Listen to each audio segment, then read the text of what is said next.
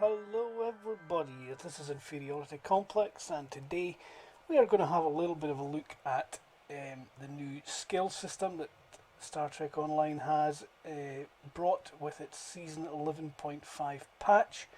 That meant that on Captain Kohloss, all of the skills that he had have gone and vanished, and a whole new set of skills are in place, which is massively different from what we had before. Let's take a look at it. There it is. As you can see, we now have these trees instead of little wee boxes where you allocate points and you just buy the skill. You get 1 skill point for every filling up of the experience barrel on the top up until level 50, and for every 5 levels you get a ground point, and your space and ground skills are now in trees completely. The ground skills are now totally and utterly uniform across all characters. Previously you used to have science-based skills for science captains, engineering-based skills for engineering captains, and tactical skills for tactical captains. Now everybody just gets the same ground skills. Space, that was always the same for everybody. It's the same again, except this time we've got a bunch of lieutenant level skills, lieutenant commander skills, captain skills, and general skills. Pretty much what we had before, but all of these skills are different to what they used to be, although some of them are almost the same or very similar. Anyway, this is an engineering character, so I have taken up the option of all the hull restoration ones, the ones that will improve the hull healing and the hull capacity there. Taking the first 2 in the science ones, the shield restoration boost and the shield capacity boost, and I left the other 2. As an engineer, my ship is intended to be a tank type ship, the one that's designed to take a lot of damage, but of course I want to also be able to do a lot of damage, which is why I've taken all of these from the tactical tree at this level. At Lieutenant Commander, I've taken Electroplasma System Flow. When I'm flying into battle, I want to be able to divert power from my engines to my weapons as quickly as possible. I didn't take the second version because I thought 60% there, up to 100, an additional 40%. It's not really worth the extra point in my opinion, but I did take Full Impulse Energy Shunt, which will allow a slightly more of a boost there. These ones here, Impulse Expertise, basically it's increased speed at impulse and turn rate for a ship, and being as engineering vessels don't turn very well, a turn rate bonus I figured is a very good thing to have. I did not take any of the science control and drain skills here because even though my ship has some science stations on it and I can do some science skills, I'm not really that interested in the control and drain and boosting them. If I'm using them, fine, but it's not a priority for me. From tactical, I just picked the top 2 here. Targeting Expertise increases my energy weapon accuracy. Actually, I think it increases the accuracy of all weapons. And Defensive Manoeuvring, just something to boost the defense of my ship. At Commander level, I've taken all 3 of these hull plating ones. Stuff to increase my ship's defense, make it a bit more tanky again. And this one here, Damage Control, will increase the rate at which my hull regenerates on the ship. In other words, how quickly it just sort of heals itself over time. I didn't take the second or third options on there, I just took the first one. You notice I have taken the top 2 on science here. This first one, Shield Regeneration, just gives my slight boost to how my shields regenerate over time, and the shield hardness, in other words, how much of incoming energy damage is absorbed by the shields. Again, trying to make my ship as tanky as possible. Weapon amplification here. This one is just something to increase the damage of weapons. This one is for when landing a critical hit, and the same here. This is what's this one? Wait, Oh, this is the chance. This is the critical chance. So there's a slight boost to critical damage and a slight boost to critical hit here. Okay, so I just took the first ones on each one. I figured the tactical captains themselves will probably have all three of those all maxed out there. But I just need to do. I just need to focus on making my ship tanky as much as possible, I feel, and just taking the top one in each of those is good enough for me. At captain level, I have taken the defensive subsystem tuning, which will give my shields an auxiliary subsystem an extra boost in power, and then underneath that I've taken to boost the shields a little bit more, but I've left the auxiliary subsystems alone there. Here we've got the offensive subsystems, so that's engines and weapons, and I have opted for the secondary boost in each of those. Exotic particle generator, same again with the previous ones about science, control and drain, exotic particle generator. I'm not really that keen on science skills like this. Maybe I'm using them, but I'm not really worrying too much about boosting them or not here. When you're at the maximum distance away from an enemy, which is 10 kilometers to fire at them, your weapons only are about 50% effective.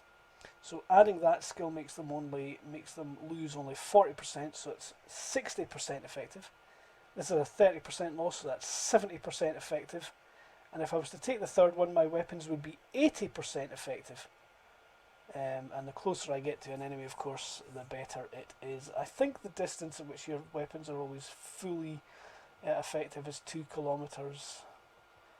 Yes, there it is, the second section. By default, being far away from your foe can cause all energy weapons to lose up to 50% of their potential base damage. The penalty starts at 0% at 2 kilometers or closer. Yes, so ideally, for full damage, I need to be within 2 kilometers of the enemies. The tactical section here at captain level boosts hull penetration and shield weakening. In other words, how much of the damage from my energy is going directly into reducing a ship's hull or draining their shields. So I took only the first bonus in each of those. Figured the tactical people would be the ones that would need all three. And then finally in the general section here, being as I'm now Lieutenant General, I have access to the general skills, the general level. On Starfleet and Romulan characters, this is called the Admiral level. I've taken all three of the Warp Core Potential skills. Warp Core Potential, Improved Warp Core Potential, and Warp Core Efficiency. These boost the amount of power available to all four subsystems. That's weapons, shields, engines, and something else. I forget the last one. Auxiliary power, there we go. I have taken all three of the engineering readiness boosts. This reduces the recharge time on my bridge officer's powers in space. I did not bother with the scientific readiness or the tactical readiness because I'm not really a science or tactical based captain. Although if I want to do damage, maybe I should take the first one from tactical. I'm not sure because that boosts the tactical skills a wee bit there. Coordination protocols are all about hangar pets, and I haven't worried too much about that. But this one here, shield mastery, this allows me to avoid incoming damage every so often, and the shields will just absorb that. So that's me with all my skill points allocated, except for this last one. I wasn't entirely sure where I wanted to put that, and I've left it out at the moment. I figured I can put it somewhere later on based on how I go. Now, along the bottom here, there's lots of other things available. All these little blips will unlock bridge officer training manuals. But the bigger blips give me a choice of things I want to take. So along the engineering section here, I opted for battery expertise there because I don't think I'm going to be using hangars too much. The second one along, I went for maximum hull capacity, trying to boost the tankiness of my ship a little bit more. And then shield subsystem power, again boosting the tankiness of the ship. Weapon subsystem power, boost my damage. And then the last one here, EPS corruption. Everybody gets that if you've got 24 skills in engineering It's 24 skill points spent in the engineering section, but I spent another 2 there, so I've unlocked 2 additional things. The energy weapon activation also triggers subsystem power loss on enemies, and the more powerful plasma damage over time, just to boost my damage just a little bit more. If I take another point in engineering, I'll be able to take the option there, which turns this extra skill into an AoE, which I'm not entirely sure I'm needing so much, but I do have that option because I do have 1 space point left. Underneath the science options, of course, there's 2 little blips that I've achieved. So I've got some bridge officer training there. Underneath this one here, it was either sector space travel or transwarp cooldown reduction. Neither of these are going to affect my combat in space. This is more for getting around the galaxy. Now there is the Tour the Galaxy mission, which gives you a chance to zoom around as much of the universe as possible, as much of the galaxy, sorry, not the universe. And sector space travel speed might really help with that, but I think transwarp cooldown reduction might help with that a little bit more. This means I can use my transwarp skills a lot more often. And then finally, under tactical, I've got 2 of the places where I want to be able to choose a skill. So I opted for threat control here. I can activate threatening stance or not. Threatening stance will of course improve my threat generation, which gives me a chance to take aggro and thereby become a bit more tanky again. So there I am, focusing more on tankiness rather than anything else there. And this one here, projectile critical damage or projectile critical chance, I opted for the damage one because on the off chance that it does, if I do get a critical hit, I'd like it to do a little bit more damage, but that only is effective for mines and torpedoes. And I happen to have a torpedo launcher on the front of my ship and a mine launcher on the back, so that's got to be a good thing. Ground stuff is all set up like this. I opted to boost the shields a bit. Weapon proficiency increased the weapon damage, and I took that second version of that increased the critical damage from ground weapons. Weapon expert, again, that just increases damage, and weapon penetration, just again to increase the damage a little bit. I left this one out, I didn't think I wanted that. And then from this tree here, I opted for endurance training and improved endurance training to boost the amount of hit points I have, or health points, depending on which MMO you recognise the term from. Armor expert, just to increase my armor, and armor master, increase my armor again. So just trying to make myself a little bit tankier here than I may otherwise be. On this tree here is all about how my engineering kit performs, and I haven't actually taken any of those skills. I've unlocked all 10 things here, so I'm really kind of, if this doesn't work out the way I want, I'm going to have to retrain the skills. Retrain tokens cost Zen. I, for some reason, have 2 available, but we have a free retrain for people who were in the game before Season 11.5 launched.